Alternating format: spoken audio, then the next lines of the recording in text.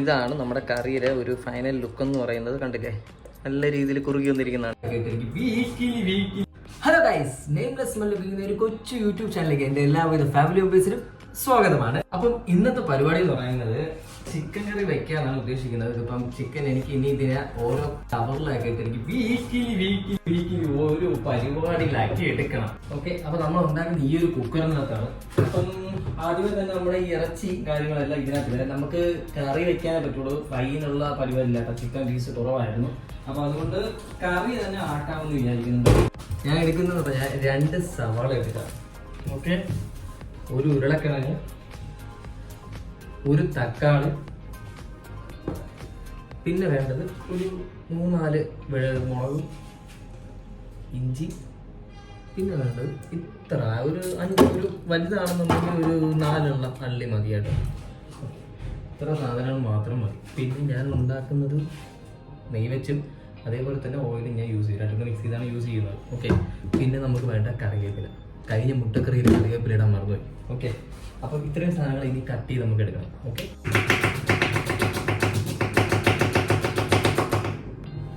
നമ്മൾ ഇരുന്ന സവാള എല്ലാം നമ്മൾ അരിഞ്ഞിട്ട് നേരെ ഡയറക്റ്റ് അതിനകത്തങ്ങ് ഇട്ടാൽ മതി. വേറെ പരിപാടി ഒന്നുമില്ല, അല്ലാതെ വേറെ ഒരു പരിപാടി നമ്മൾ ചെയ്യേണ്ട കാര്യമില്ല.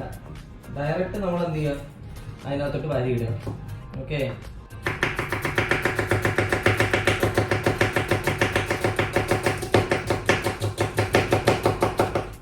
എന്നിട്ട് ഇങ്ങനെ ഉടച്ച് അങ്ങിടുമ്പോൾ അതിൻ്റെ ചാറും എല്ലാം അതിൻ്റെ അങ്ങനെ അടിപൊളിയായിട്ട് വീഴും. അപ്പം ഏകദേശം എല്ലാ പരിപാടിയും കഴിഞ്ഞു. ഇതുപോലെ എല്ലാ സാധനങ്ങളും നമ്മൾ അരിഞ്ഞ് പറക്കി എല്ലാം മിശ്രം. മുളക് പൊടി വേണ്ട സാധനങ്ങളൊക്കെ വേണ്ടല്ലോ. മുളക് പൊടി ഞാൻ ഇത്രയും എടുക്കും, 1 ടീസ്പൂണൊന്നും ഇല്ല കേട്ടോ, കുറച്ച് എടുക്കാറുള്ളൂ. അത് കുറച്ച് ഇടുന്നു. പിന്നെ വേണ്ട നമ്മുടെ കാശ്മീരി ചില്ലിയാണ് കുറച്ച് ഇടുന്നത്. അതും നമ്മൾ നേരത്തെ എടുത്ത അതേപോലത്തെ ഒരു കളർ കിട്ടാൻ വേണ്ടി കൂടെ കുറച്ചുകൂടെ അത്. മഞ്ഞൾപ്പൊടി നമുക്ക് കുറച്ച് മതി, ഒരു 1/2 ടീസ്പൂൺ മാത്രം മഞ്ഞൾപ്പൊടി ഒന്ന് ഇടുക. 1/2 കാലെടുത്താൽ മതി, സോറി. പിന്നെ വേണ്ടത് ചിക്കൻ മസാല, അത് 1 ടീസ്പൂൺ ഇട്ടണം.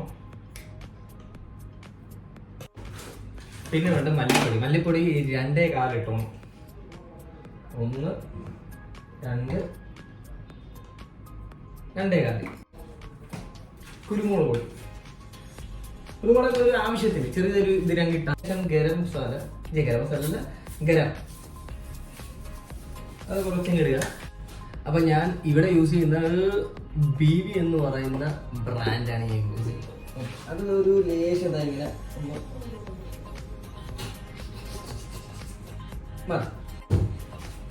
ലേശം ഒരു ശകലം ഒരു വെള്ളം ഒന്ന് താളിച്ചിട്ട്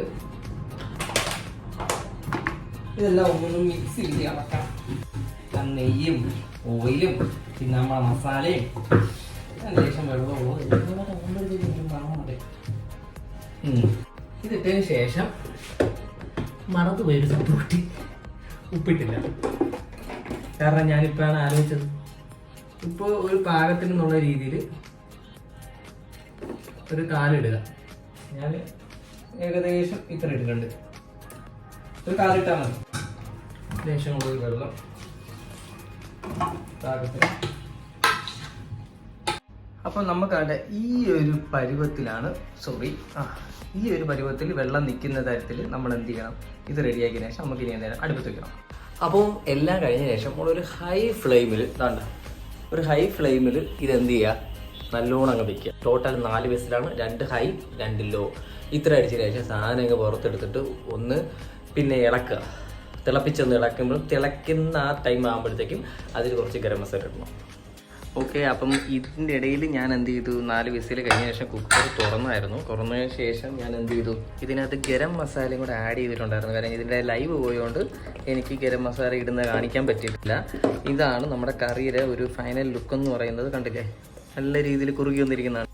ഇതിപ്പോൾ ഏകദേശം നമ്മുടെ ഉരുളക്കിഴങ്ങും കാര്യങ്ങളെല്ലാം വെന്തിട്ടുണ്ട്, ചിക്കൻ എല്ലാം വെന്തു. ഈ പരിപാടി ഇപ്പോൾ ഈ ഗരം മസാല ഇട്ടതിന് ശേഷം ഒന്ന് തിളച്ച് കഴിഞ്ഞാൽ പിന്നെ നമുക്ക് എന്ത് ചെയ്യാം, ഗരം മസാല ഇട്ട് ഒന്ന് തിളച്ച് കഴിഞ്ഞാൽ പിന്നെ നമുക്ക് എന്ത് ചെയ്യാം, നെല്ല് ഏതെങ്കിലും ഓഫ് ചെയ്യുക. പരിപാടി കഴിഞ്ഞു. അപ്പം ഇത്രയേ ഉള്ളൂ ചിക്കൻ്റെ ഇന്നത്തെ പരിപാടി. ഇനിയിപ്പോൾ എനിക്ക് ദോശയൊന്നും ഉണ്ടാക്കണം. ദോശയുടെ പരിപാടിയും കഴിഞ്ഞ് കഴിക്കുക, കിടക്കാം.